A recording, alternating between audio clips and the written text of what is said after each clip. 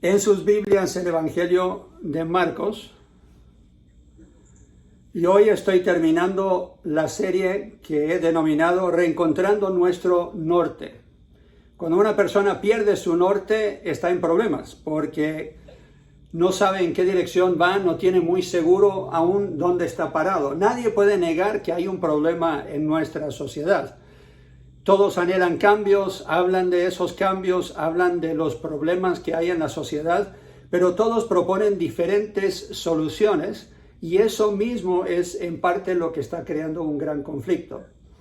La confusión e inestabilidad aumenta cada día y es como si estuviéramos navegando en un buque llamado sociedad, pero sin timón, sin carta de navegación o sin puntos de referencia en la costa para saber en qué dirección deberíamos ir.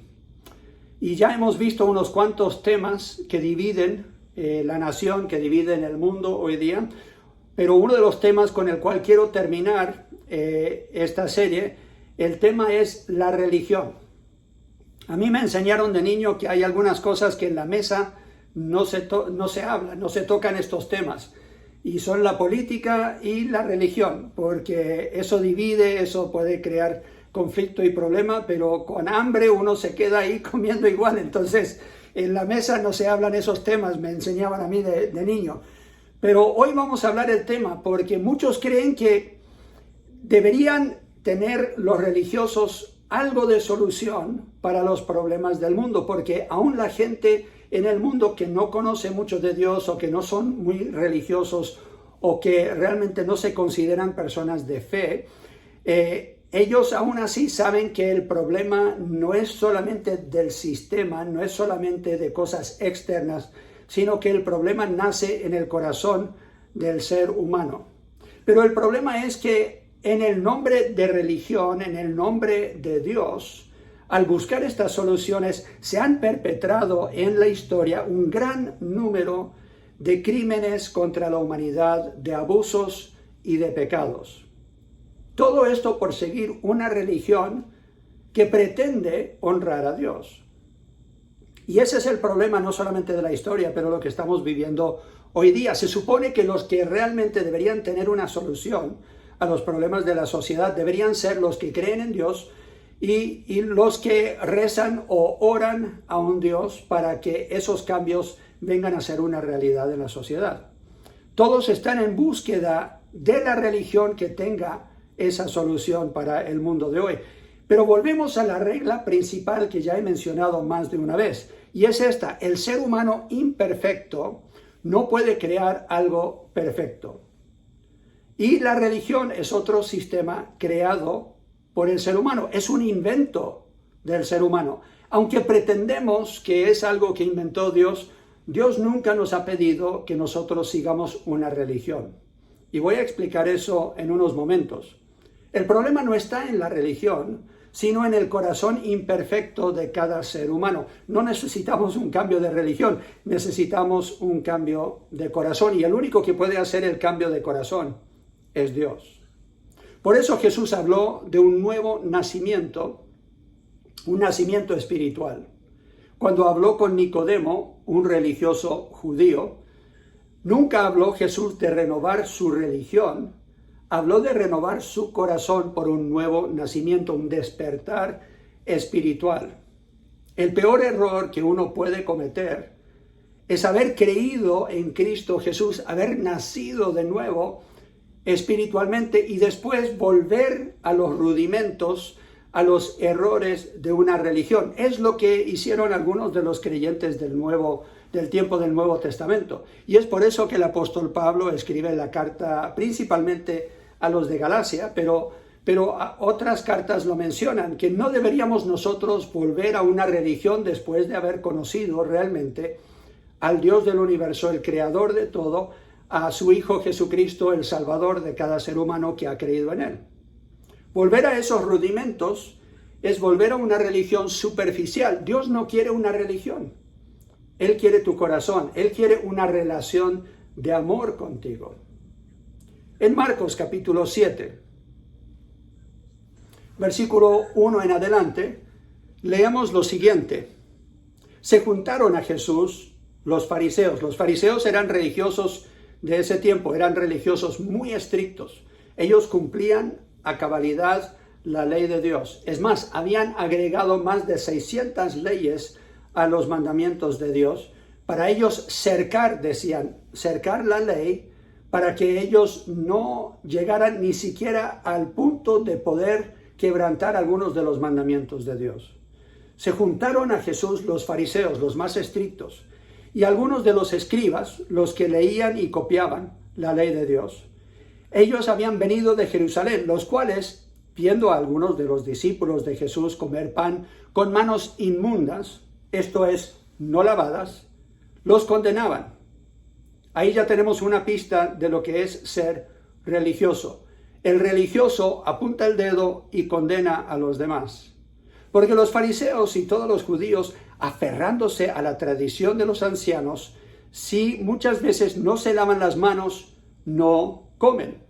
O sea, ellos seguían sus tradiciones, seguían lo que era la costumbre de ese tiempo, y estaban ellos tan acostumbrados a lavarse las manos que no podían imaginarse a alguien que pretendía ser un seguidor de Dios, que no tomaría el tiempo de lavarse las manos como ellos acostumbraban a hacerlo. Versículo 4, y volviendo de la plaza, si no se lavan, no comen, y otras muchas cosas hay que tomaron para guardar, como los lavamientos de los vasos de beber y de los jarros y de los utensilios de metal y de los lechos. Les preguntaron pues los fariseos y los escribas, ¿por qué tus discípulos no andan conforme a la tradición de los ancianos, sino que comen pan con manos inmundas? Respondiendo él les dijo, hipócritas, bien profetizó de vosotros Isaías, como está escrito, este pueblo de labios me honra, mas su corazón está lejos de mí. Ahí hay otra definición de un religioso. Es una persona que solo de labios honra a Dios. Se saben las escrituras, se saben los mandamientos de Dios, saben mucho de Biblia, son bien estrictos en su comportamiento, esperan ese comportamiento de los demás, señalan el mal comportamiento de los demás, pero su corazón está lejos de Dios. No lo hacen para honrar a Dios, más bien para condenar a los demás. Versículo 7. Pues en vano me honran, dice Jesús, enseñando como doctrinas mandamientos de hombres. Aquí tenemos otra pista de lo que significa ser un religioso. Inventan mandamientos que Dios nunca puso en su palabra, agregan esos mandamientos, como la forma de vestir, la forma de cortarse el pelo, si uno debería tener bigote y barba o no. En muchas iglesias en los años 70 y 80 se peleaba si se podía tener una batería en la iglesia o guitarra eléctrica o algo así similar, y se pelean todas esas cosas como religiosos y no se preocupan por la condición de su corazón o la condición del corazón de los demás. Versículo 8. Porque dejando el mandamiento de Dios, os aferráis a la tradición de los hombres. Ahí hay otra pista de lo que significa ser un religioso. Dejan de lado lo que es el espíritu de la ley de Dios, lo que Dios realmente estaba diciendo en su palabra, para aferrarse a la tradición de hombres, algo que han inventado los hombres.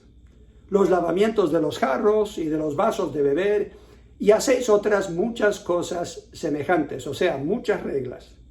Les decía también, bien invalidáis el mandamiento de Dios para guardar vuestra tradición. Porque Moisés dijo, honra a tu padre y a tu madre, y el que maldiga al padre o a la madre muera irremisiblemente. Pero vosotros decís, basta que diga un hombre al padre o a la madre, es corbán, que quiere decir mi ofrenda a Dios, todo aquello con que pudiera ayudarte, y no le dejáis hacer más por su padre o por su madre, invalidando la palabra de Dios con vuestra tradición que habéis transmitido, y muchas cosas hacéis semejantes a estas. Si ustedes creen que lo que predican muchos hoy día en internet fue inventado últimamente, no es así. Los fariseos, los escribas y otros saduceos en el tiempo de Jesús ya le estaban diciendo a la gente por su tradición religiosa, hey, traigan ustedes una ofrenda y Dios cuidará de tus padres, Dios cuidará de tu familia, Dios cuidará de tu futuro. Es más, Él te va a regalonear tanto que no vas a necesitar siquiera trabajar. Y hoy día se predica eso. el evangelio de la prosperidad, podríamos decirlo así, donde lo que están predicando es simplemente traiga más ofrenda y más ofrenda y más ofrenda. Y hay gente que se asombra que llegan a nuestra iglesia que realmente no hablamos de ofrenda. ¿Por qué no hablamos de ofrenda? Porque el problema no es si ofrendamos o no, el problema es la condición de nuestro corazón. Si tú realmente amas a Dios, vas a aportar a su obra. Yo no me voy a preocupar de que tú ofrendes o no ofrendes. Yo no voy a estar vigilando. Mi trabajo como pastor no es ser policía. Pero ese era realmente lo que veían los líderes religiosos del tiempo de Jesús. Ellos vigilaban para ver quién ofrendaba, quién no ofrendaba. Y si no ofrendaban, predicaban sobre la ofrenda y decían, ofrenden y no tienen que dar ese dinero a sus padres. Más bien, dénselo a Dios. Pero ellos tomaban también su parte para su bolsillo. Y de esa forma estaban invalidando el verdadero corazón de la ley, donde Dios había dicho deberías amar a tu familia y cuidar de ellos es parte de tu responsabilidad. Entonces, aquí vemos una definición bastante clara de lo que es el religioso. Lo triste hoy día es que hay muchos religiosos, pero hay muy pocos seguidores de Jesús. La diferencia es que siguen tradiciones humanas, siguen tradiciones como, el pastor tiene que estar sobre un pedestal, el pastor nunca comete errores, tiene que estar vestido de terno y corbata, tiene que, de cierta forma, presentarse como perfecto, no puede ni reírse y tiene que tener cierta clase de vehículo y tiene que vivir mejor que los de la congregación, tiene que tener un asiento especial cuando se sientan a comer en la congregación. Y ustedes, la mayoría de ustedes ya saben que nuestra congregación no sigue esas tradiciones. Es más, yo insisto en servir y ser el último en comer. ¿Por qué? Porque así fue Jesús. Entonces la pregunta es esta, ¿vamos a seguir a Cristo o vamos a seguir a las tradiciones de los hombres? Y como iglesia, nosotros tenemos que preguntarnos, y como miembros del cuerpo de Cristo y como seguidores de Cristo, tenemos que preguntarnos si lo que estamos viviendo y las convicciones que tenemos son basadas en tradiciones de hombres que aprendimos en el pasado, o son realmente las enseñanzas de Jesús que nos muestra cómo debería ser el trato los unos con los otros. Óiganme bien, la iglesia de Jesucristo está llena de hipócritas. Jesús aquí le dice a los fariseos, ustedes son unos hipócritas. El problema es que nosotros no los podemos identificar. Ni siquiera podemos identificar la hipocresía en nosotros, porque nosotros ni siquiera sabemos cómo definir la palabra hipócrita o la palabra hipocresía. La definición del mundo es esta. Si tú haces algo contrario a lo que sientes, entonces eres hipócrita. La Biblia no enseña eso. Eso eleva tus emociones, tus sentimientos por encima de todo lo demás. La gente muy a menudo me dice, pastor, yo no lo puedo perdonar todavía porque yo no lo siento de corazón. Si yo no lo siento, no lo voy a hacer porque no quiero ser hipócrita. Pero están siendo exactamente lo que intentan evitar, son hipócritas. ¿Por qué? Porque la hipocresía no tiene nada que ver con tus sentimientos, no tiene nada que ver con lo que estás sintiendo de emociones. El verdadero significado de hipócrita es esto. Es el que no actúa de acuerdo a su verdadera identidad. Yo soy esposo de Wendy. Ustedes saben que soy hombre casado. Tengo un compromiso, no solamente ante la ley, pero ante Dios. Yo prometí ante su padre que nos casó y ante toda una congregación que yo le iba a ser fiel. Y eso quiere decir fiel tanto en mi estado físico como emocional, como espiritual. La fidelidad es algo que Dios valora y deberíamos nosotros valorarlo porque Él inventó el matrimonio. Mi identidad, parte de mi identidad es esposo de Wendy, padre de sus hijos y abuelo a sus nietos. Entonces, sería yo el peor de hipócritas si yo no fuese fiel a ella por esa identidad que yo tengo. Es lo mismo cuando nosotros nacemos de nuevo, somos parte de la familia de Dios y ahora venimos a ser hijos de Dios. Y eso hace que nosotros tengamos una nueva identidad. La Biblia dice que la vida vieja pasó he aquí todo se ha hecho nuevo. Si todo es nuevo, yo soy hipócrita cuando yo no vivo de acuerdo a esa nueva identidad. En griego la palabra literalmente significa un actor en un escenario. ¿Por qué lo usaban así? Porque en ese tiempo las mujeres no se les permitía ser actores, actrices en un drama, entonces los hombres tenían que jugar el papel de una mujer. Entonces escogían a un joven que todavía tenía la voz más o menos alta y no tenía ni siquiera pelo que le crecía aquí en la cara, no tenía barba ni bigote, no se tenía que afeitar todavía, y eran ellos los que jugaban el papel de las mujeres. Se vestían de mujer y se ponían una peluca y ellos actuaban el papel de la mujer. Y ese lo señalaban y lo llamaban hipócrita. ¿Por qué? Porque su identidad es de hombre, pero él estaba jugando el papel de mujer. Y por eso Jesús le dice a los líderes religiosos de su tiempo que ellos eran hipócritas. ¿Por qué? Porque eran conocedores de la palabra de Dios, eran conocedores del verdadero Dios, creador del universo. Se consideraban guías espirituales del pueblo. Pero Jesús dijo que ellos eran ciegos guiando a ciegos. Ellos predicaban una cosa, pero hacían otra. Mateo capítulo 23. Todo el capítulo 23 de Mateo es una acusación, podríamos decir, de Jesús a los fariseos, a los falsos maestros de ese tiempo.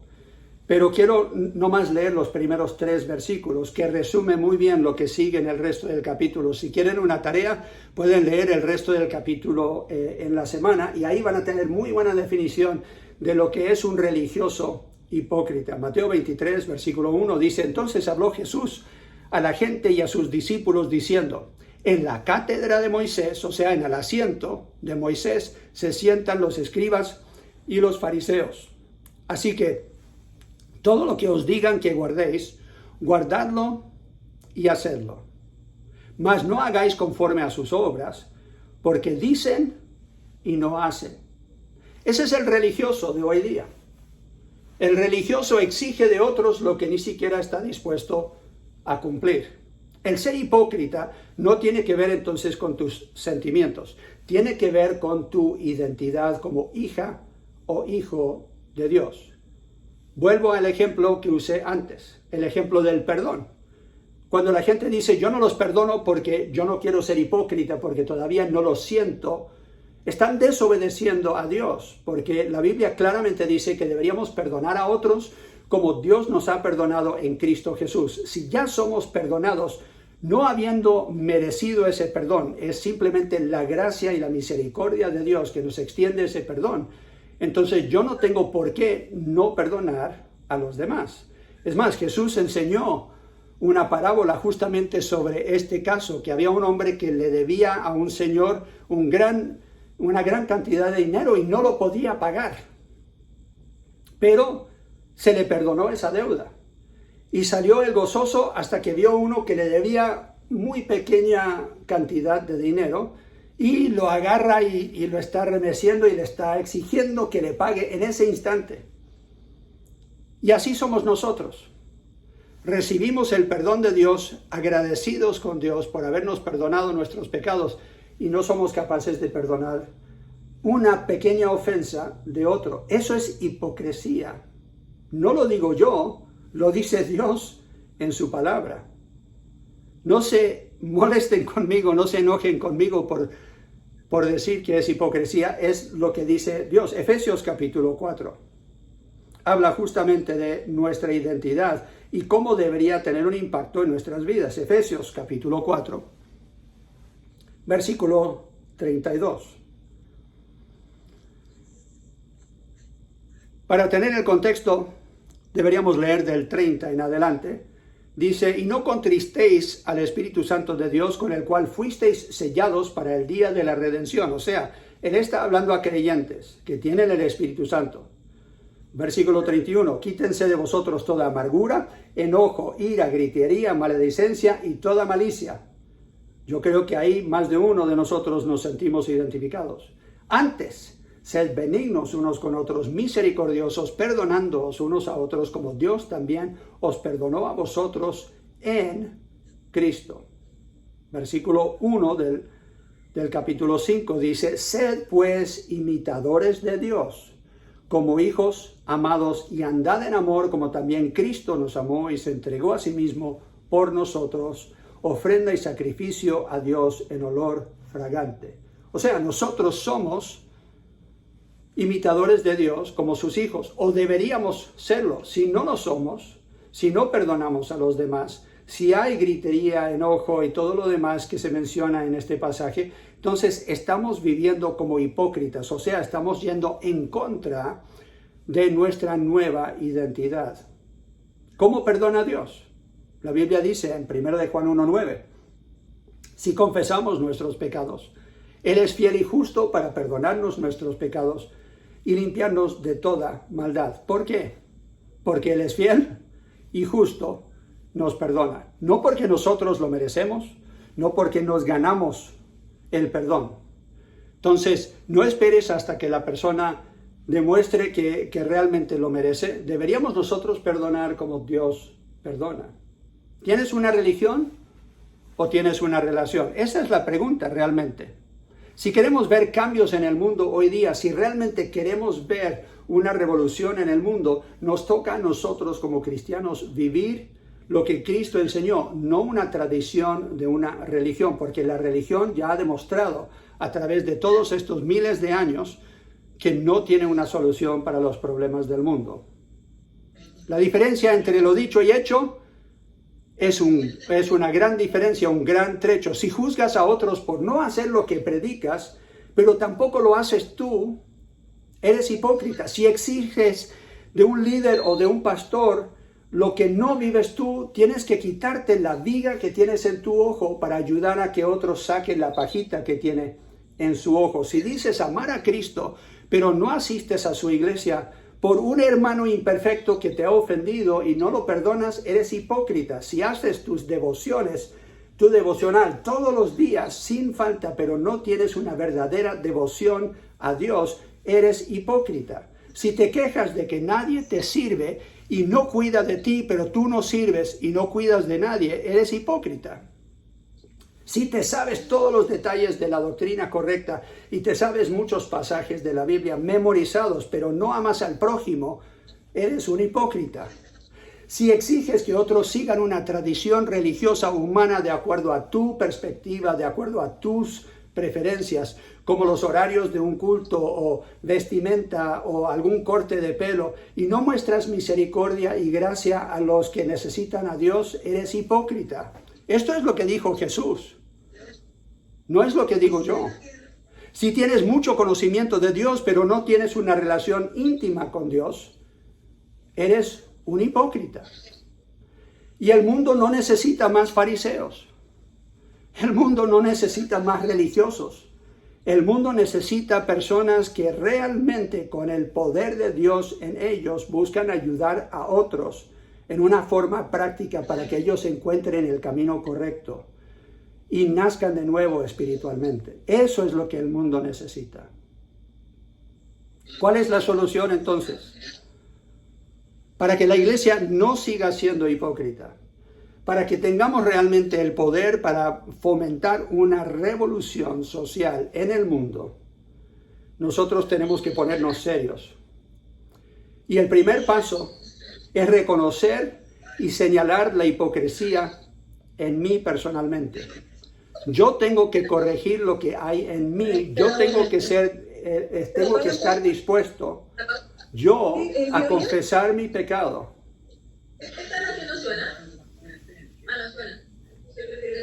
Yo tengo que estar dispuesto a confesar mi pecado y presentarme yo ante Dios y decir, Dios, yo he errado en esto. Romanos capítulo 16 habla justamente de eso. Romanos capítulo 16. Y versículo 17. Mas os ruego, hermanos, que os fijéis en los que causan divisiones y tropiezos en contra de la doctrina que vosotros habéis aprendido, y que os apartéis de ellos, porque tales personas no sirven a nuestro Señor Jesucristo, sino a sus propios vientres, y con suaves palabras y lisonjas engañan los corazones de los ingenuos. O sea, vendrán algunos en tiempo futuro que nosotros tenemos que señalar, o puede ser que están en la iglesia hoy día, que siguen insistiendo de que se hagan las cosas como ellos aprendieron quizás en otra iglesia, o han visto que se hace en internet o algo, y están mirando la forma y criticando la forma y no queriendo realmente mirar su corazón. Jesús lo dijo de esta forma: tienes tremenda viga en tu ojo y no estás dispuesto a sacarte esa viga para ayudar a sacar la paja del ojo ajeno. Generalmente lo que más nos molesta en otros es el pecado que cometemos nosotros con avidez. Entonces, el primer paso que tenemos que tomar para nosotros asegurar que no estamos en una religión hipócrita es reconocer y señalar en nosotros mismos, para después poder hacerlo en otros, lo que realmente no refleja la enseñanza de Cristo. Número 2. Tenemos que asegurar que hemos nosotros mismos experimentado ese nuevo nacimiento espiritual, que trae un verdadero cambio de identidad a nuestro corazón. Y alguno dirá, pero ¿cómo puedo yo nacer de nuevo? Vamos a Juan capítulo 3. Juan capítulo 3. Jesús mismo usa estas palabras. Juan 3 y versículo 1. Dice, había un hombre de los fariseos, recuerden que ellos eran los más estrictos de la ley, un principal entre los judíos. Este vino a Jesús de noche y le dijo, Rabí, sabemos que has venido de Dios como maestro, porque nadie puede hacer estas señales que tú haces si no está Dios con él. Él, intrigado, quiere hablar con Cristo. Quiere hablar quizás de su posición doctrinal, no sabemos exactamente qué va a hablar, pero Jesús, como siempre hace, llega al grano, llega a la raíz del problema. Versículo 3. Respondiendo Jesús, le dijo, de cierto te digo que el que no naciere de nuevo, no puede ver el reino de Dios. Esto vale la pena repetirlo. Son palabras de Jesús. Jesús es el representante de Dios en la tierra, es Dios en carne. Él sabe, si hay alguien que sabe, Él sabe cómo llegar al cielo. Y no es por una religión, no es por guardar la ley, no es por obras. ¿Qué le dice? Que el que no naciere de nuevo no puede ver el reino de Dios. Nicodemo le dijo, ¿cómo puede un hombre nacer siendo viejo? ¿Puede acaso entrar por segunda vez en el vientre de su madre y nacer? Respondió Jesús, de cierto te digo que el que no naciere de agua y del Espíritu no puede entrar en el reino de Dios. O sea, el que naciere de agua es el nacimiento natural. Todos nosotros hemos nacido por agua. Estábamos en el vientre de nuestra madre, cubiertos de agua. Nacemos de agua primero y después nacemos, ¿qué? Del Espíritu. O sea, el Espíritu Santo viene a morar en nosotros y nos hace renacer espiritualmente. ¿Cómo sabemos que ese es el significado? Jesús lo explica en el versículo 6. Lo que es nacido de la carne, o sea, físicamente, carne es, somos carne. Y lo que es nacido del Espíritu, Espíritu es. Ahora nuestro espíritu ha vivificado porque Dios lo ha vivificado por su Espíritu. No te maravilles, dice Jesús, de que te dije, os es necesario nacer de nuevo.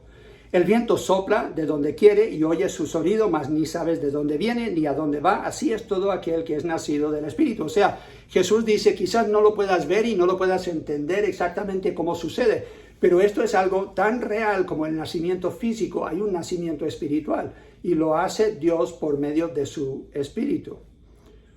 Respondiendo Nicodemo le dijo, ¿cómo puede hacerse esto?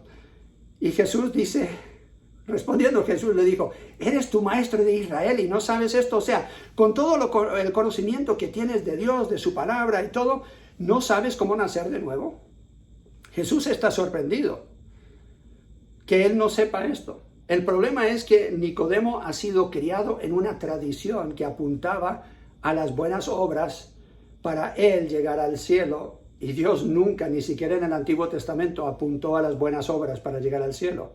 Siempre ha sido por fe, siempre ha sido por gracia. La Biblia lo explica claramente en Romanos. Abraham fue escogido por gracia de Dios, no porque él había sido una buena persona o porque era mejor que los demás. Nosotros recibimos el favor no merecido de Dios cuando nosotros creemos en Cristo Jesús, que Él murió en nuestro lugar por nuestros pecados. Por eso Jesús dice en el versículo 16, porque de tal manera amó Dios al mundo, que ha dado a su Hijo unigénito, para que todo aquel que en Él cree no se pierda, mas tenga vida eterna. Lo triste era que en el tiempo de Jesús no recibieron este mensaje. Ellos querían seguir en su religión. Y es por eso que Juan, capítulo 1, versículo 12, dice lo siguiente. Versículo 11, perdón. Juan 1, 11 dice, a lo suyo vino y los suyos no le recibieron. ¿Por qué? Porque no era el Mesías ni el mensaje que ellos querían. Versículo 12, más a todos los que le recibieron, a los que creen en su nombre les dio potestad de ser hechos hijos de Dios, los cuales no son engendrados de sangre, ni de voluntad de carne, ni de voluntad de varón, sino de Dios. O sea, Dios es el que hace ese milagro en nosotros. ¿Cómo puedo yo lograr nacer de nuevo? Es sencillo. Reconocer que no has nacido de nuevo, que todavía estás apartado de Dios, que tienes pecado en ti que ofende a Dios, y no has confiado de que la sangre de Cristo derramada en la cruz pueda pagar por esos pecados. La Biblia dice que Él vino para morir en tu lugar y así pagar la condena que todo hombre tiene, toda mujer tiene por haber pecado. La Biblia dice que todos pecamos y estamos destituidos, o sea, separados de la gloria de Dios. Pero Cristo vino para darnos el regalo de Dios, no algo que merecemos, no algo que nos podemos ganar, sino es un regalo de Dios que es vida eterna en Cristo Jesús. El que cree en Él recibe esta vida eterna. El Espíritu Santo viene a morar en Él o en ella y hace este nuevo nacimiento, o sea, hace posible este nuevo nacimiento que todos necesitamos, como dice Jesús, si queremos ir a Él. Entonces, lo que tienes que hacer es dirigirte a Dios en oración y decir, Dios, yo he pecado, reconozco que he pecado y he estado buscando mi propia justicia en una religión, pero reconozco que en la religión no hay salvación. Y ahora vengo a ti y pido por los méritos de Cristo Jesús que me perdones mis pecados y me hagas un hijo tuyo. Avívame espiritualmente para que yo pueda nacer de nuevo. Algo así similar, no tiene que ser mis palabras, no tiene que ser una oración memorizada. Lo que Dios quiere es tu corazón, que sea una convicción personal tuya, que estés convencido, convertido en tu mente de una religión a buscar una relación con Dios por un nuevo nacimiento. Paso número 3. Tienes que comprometerte por amor a Dios y al prójimo a obedecer a Dios en todo. Las obras no salvan, pero las obras demuestran que hemos nacido de nuevo, que ya tenemos una nueva identidad. Yo compruebo todos los días que yo amo a mi esposa con mi actitud, con mi hablar hacia ella y con mis hechos concretos. Esa es la forma en que nosotros demostramos el amor por Dios también. El ejemplo lo vemos en Mateo capítulo 5. Mateo capítulo 5. Versículos 43 en adelante.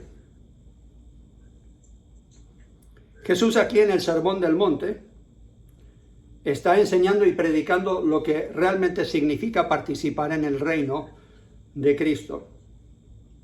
Y Él habla de la ley aquí cuando Él dice en el versículo 43, oísteis que fue dicho, amarás a tu prójimo y aborrecerás a tu enemigo. Era lo que ellos decían al leer la ley a su manera en ese tiempo. Pero yo os digo, amad a vuestros enemigos, bendecid a los que os maldicen, haced bien a los que os aborrecen, y orad por los que os ultrajan y os persiguen, para que seáis hijos de vuestro Padre que está en los cielos, que hace salir su sol sobre malos y buenos, y que hace llover sobre justos e injustos. Porque si amáis a los que os aman, ¿qué recompensa tendréis? ¿No hacen también lo mismo los publicanos? Y si saludáis a vuestros hermanos solamente, ¿qué hacéis de más?